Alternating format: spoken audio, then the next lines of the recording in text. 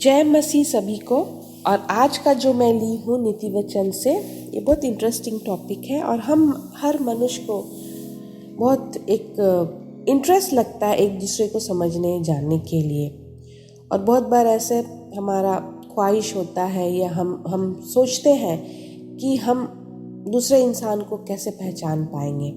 और आज में उसी का है हमारा प्रोवर्ब्स 27 का 19। उसमें ऐसे लिखा हुआ है, जैसे जल में मुख की परछाई मुख को प्रकट करती है, वैसा ही मनुष्य का मन मनुष्य को प्रकट करती है। तो यहाँ पर मनुष्य का परछाई के बारे में दिया हुआ है। और जैसे नया नियम में याकूब में लिखा हुआ है एक ऐनक को लेकर के, जब मनुष्य अपना इमेज को या चेहरा को देखता है एक ऐना में, तो वो खुद अपने आप को देखता है। तो उसी तरह से यहाँ पर जल को लिया गया है कि जैसे जल में मुख की परछाई मुख को प्रकट करती है, वैसा ही मनुष्य का मन मनुष्य को प्रकट करती है। ये बहुत सच्चाई है इसमें और बहुत गहराई भी है। अगर हम इस पर स्टडी करेंगे तो हमें बहुत कुछ जानने को मिलेगा। लेकिन इंग्लिश का जो वर्जन है उसको हम पढ़ेंगे तो थोड़ा सा अलग है, उसका मतलब सेम है, लेकिन अगर हम पढ़ेंगे तो जो सेंटेंस है वो थोड़ा सा अलग है। जैसे यहाँ पर हम पढ़े NLT वर्जन का कि as a face is reflected in water, so the heart reflects the real person. तो जिस तरह से मनुष्य का चेहरा एक पानी में दिखता है, उसी तरह से एक मनुष्य का सच्चा जिंदगी उसके दिल से पता चलता है। तो हम इसके बारे में भी बहुत बार बात कर चुके हैं कि परमेश्वर हमारा दिल देखता है ना। सैमुएल में भी हम पढ़ते हैं कि वो कहता है, एक जगह में हम पढ़ते हैं कि परमेश्वर हमारा आउटर अपीयरेंस या हम बाहर में हम कैसा दिखते हैं, हमारा पर्सनालिटी बाहर का कैसा है, उससे मतलब नहीं रखता है परमेश्वर। लेकिन अंदर हम कैसे हैं, हमारा दिल कैसा है, उससे परमेश्वर को मतलब है। और यहाँ पर वही चीज़ लिखा हुआ है कि अगर हमें एक इंसान को पहचानना है या एक इंसान को जानना है तो उसका दिल समझना है। उसको समझने के लिए, उसका मन को समझने के लिए उसका दिल को समझना। अगर आपको उसका मन को टटोलना है तो उसको उसका दिल को समझना है। और ये बहुत लिखा हुआ तो बहुत सिंपल तरीका से है, लेकिन इस वर्स में बहुत गहराई है।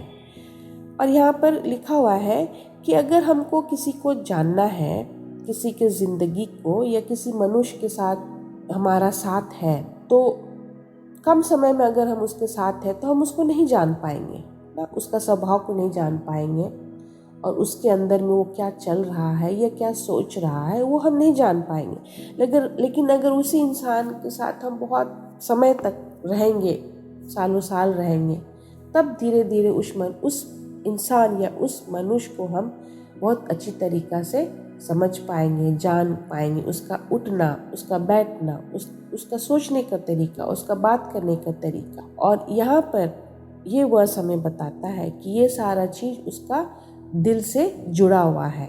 उसका जो कैरेक्टर है ना, वो उसका दिल से जुड़ा हुआ है। और यहाँ पर हम यही बात कर सकते हैं और यही हम बोल सकते हैं कि बहुत बार क्या होता है, विशेषकर जब हम किसी से रिश्ता जुड़ते हैं तो हम उसको जानना चाहते हैं। तो उसको जानने के लिए हमको उसका दिल समझना है। और हम लोग का कहावत भी है, बहुत बार ऐसा होता है कि हम बोलते हैं कि अगर किसी को जानना है तो उसका दिल में क्या है वो समझना बहुत ज़रूरी है। और ये वर्स भी वही हमें कहता है और बोलता है कि सब चीज़ दिल से रिलेटेड है ना, इट्स हार्ट रिलेटेड थिंग। और परमेश्वर का वचन इसमें ये कहता है कि हम अपने आप को जितना समझते हैं उससे ज़्यादा पिता परमेश्वर हमको समझता है, क्योंकि उसने हमें अपने स्वरूप बनाया है, उसने हमारा दिल बनाया है। तो परमेश्वर हमें ज़्यादा समझता है हम जितना अपने आप को समझते हैं। तो यहाँ पर 3 चीज़ है। पहला चीज़ है, तो अगर हमको दूसरे को समझना है, अगर हमको दूसरे को जानना है तो उसके साथ हमको ज़्यादा समय बिताना है और तभी हम उसको जान पाते हैं। और उसी इंसान को ज़्यादा जानने के लिए अगर हम उसे ज़्यादा नहीं मिल पाते हैं तो परमेश्वर से हम यही दुआ कर सकते हैं कि हमें वो स्पिरिट ऑफ डिसर्नमेंट दे, जानने पहचानने के लिए हमको अपना पवित्र आत्मा से हमें बता, जिसको इंग्लिश में बोलते हैं डिसर्नमेंट, कि हम समझ पाए कि क्या सही है क्या गलत है। दूसरा चीज वो तो मनुष्य का हो गया, एक मनुष्य दूसरा मनुष्य को जानने के लिए। दूसरा चीज है कि हम अपने आप को भी कभी कभी क्या होता है नहीं जान पाते हैं। हम अंदर में हमारा क्या हलचल है, अंदर में हम कैसे हैं, हमारा सोच क्या है, हम उसको समझ पाते हैं। लेकिन कभी कभी क्या होता है कि हमारे अंदर युद्ध होता है, हमारा दिल और दिमाग के बीच में युद्ध होता है। कभी कभी लोग बोलते हैं कि अरे तुम तो ऐसा थी लेकिन अब तुम वैसे नहीं रहती हो, अरे तुम तो वैसा था, या तुम्हारा स्वभाव वैसा है लेकिन अब तुम्हारा स्वभाव में बदलाव आया है।